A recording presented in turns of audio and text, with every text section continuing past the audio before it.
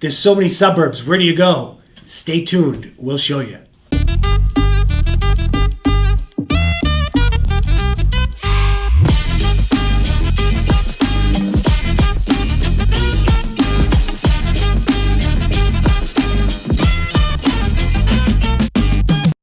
Hey everyone, my name is Matt Swierk and I'm a local real estate expert right here in Massachusetts with the Legacy Star team powered by Keller Williams Realty.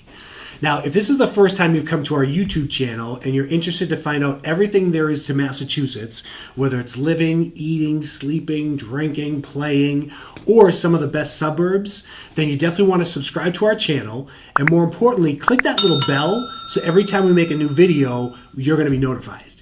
Now, when we talk about Massachusetts, we have a huge honor to be able to provide information. So we get a lot of people that reach out to us, and it's one of our funnest things to have people come to Massachusetts.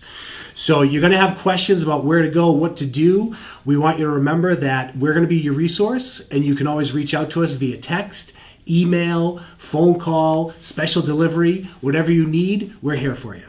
Today we're talking about some of the best suburbs in Massachusetts, and there's a lot of them, so it's very difficult to narrow down. And today we just want to give you a very quick taste about what are the different areas, what's their population look like, what's their income look like, what do their houses values look like, and what makes them get on this list of some of the best suburbs. So the first one we're going to start off with is Brookline, Massachusetts. Brookline is considered one of the best suburbs of Boston, so they fight out with the other suburbs for this. Their claim to fame is they have over 11,000 trees, which basically keeps their city nice and bright and green and fresh. This is an interesting community. They have over 59,000 people. The average income is about $111,000 per household. Average home prices are just under $1 million at $995,000.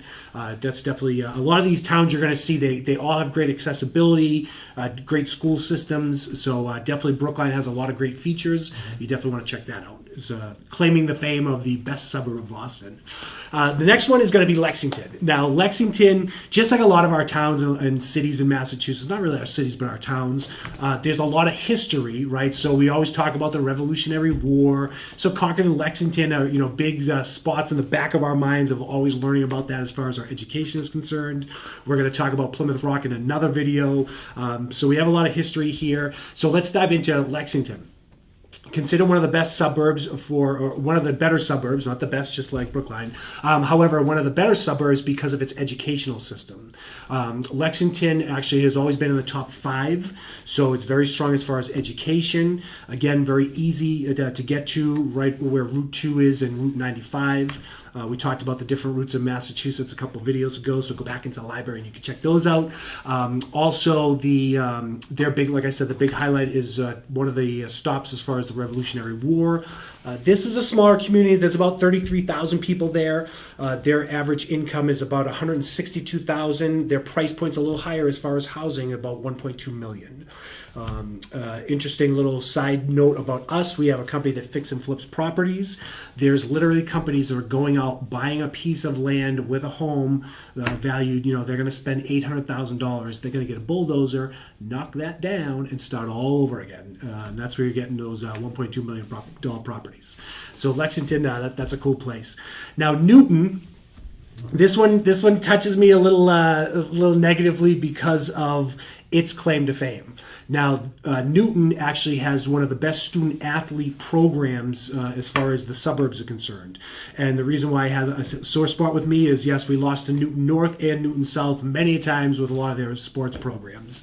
So Newton is actually 13 little close knit communities that make up that city, and it's a really nice place. They have a lot of titles as far as sports are concerned. The boys basketball has won the state championships, the girls volleyball, boys and girls track. We got crushed by their football teams many a time, so that's definitely a great place. Newton, definitely a great place. There's I'll say it 14 times, great place, great place, great place, awesome ice cream place in Newton. So when you make a mistake, you just run with it sometimes. Another place that we're going to talk about is Belmont. Belmont, interesting. They call it the town of homes. And what does that mean? Belmont is basically made up of residential land, so that's why you have more land of homes there. This is a nice little community that is close to coming off of Route 2. There's a couple different roadways. I confuse you if I talked about those different roadways. So Belmont, another smaller community, has about 26,000 people. They're about 118,000 as far as their average income, and they have price points about 660,000 as far as their home values are concerned. So you can definitely go take a nice walk if you get over to the Charles River when you're close to Belmont. Awesome restaurants too there. It's kind of a little gateway to different areas. Another great place is Arlington. Now, Arlington is a little bit west of the city, and for those of you that know Massachusetts, Arlington has become the newest Somerville. Right? What does that mean? Somerville is this really great place in Massachusetts. It really has everything, and what it was really known for was being very trendy.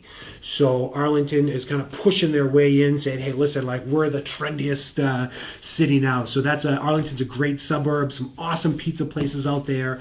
I've had some really good times out in Arlington. Arlington, they have about 45,000 people in Arlington. Their average income is about 103,000, and their price point's a little bit higher, than Belmont, where they're about 775,000 is the average price point in Arlington. We have a couple more. We have Weston. Weston is one of the safest suburbs. This one has another one near and dear to my heart because my brother-in-law is going to be moving there soon. We're sad about that, but Weston is that's a small community. There's only about 12,000 people there, right? And they keep everyone protected because they're safe. No, they are. So they have 12,000 people. Their average income is about 192,000. Their price points actually, the average is about 1.72 million. So there's a lot of bigger properties there. There's a lot of very expensive properties in Weston. So we're excited to go visit my brother-in-law when he moves there and check out some beautiful homes. Now this is one that would surprise a lot of people that I would throw this one into the equation. This is another near and dear to my heart. This is Hull, Massachusetts. A lot of people wouldn't think about Hull, especially when I was growing up. And Hull is on the south shore of Massachusetts. And Hull was really a small retirement community, and because of development and changes as far as the makeup of that town, it's really becoming much more family friendly. So that's another gateway going down towards the Cape. This is the stats on this place are a little smaller. It's only got about 10,000 people in the community. There's average income is only about 80,000, and their average price points is about $486,000. So it's different from the other communities. What I love about Hull, never mind my childhood memories, I love the fact that you can take a water shuttle into Boston. It's only about an hour away. So never mind, never mind. You get the best of both worlds. You get to take a little boat cruise, cutting across the ocean, and then you can jump right on any of the train systems and go check out Boston, have a great day, or jump on a plane and go visit somewhere. So Hull, that's a cool place. Last place I'll talk about is Sudbury. Sudbury is probably the furthest suburb we're talking about today. It's about 23 miles west of the downtown Boston. And what's nice about Sudbury has that small town feel right next to a major metropolitan area. So we have Metro West that is made up of a bunch of smaller towns, and Sudbury is a little bit protected off to the side. Has a lot of nice things to do. They have the Marlborough and Sudbury State Forest that you can go walk around and take some hiking trails. They also have the Assabet River Wildlife Preserve. So that's another place you can take some nice walks. Sudbury's it's a great area, and like I said, as far as Metro West and some of the other cities, it's a great place to be. So definitely check out some of those suburbs. That was just a taste of some of the top suburbs here in Massachusetts. Now, again, you're going to have questions. We're going to have answers for you. So you have to reach out to find that perfect area to live, to visit, or just go check out.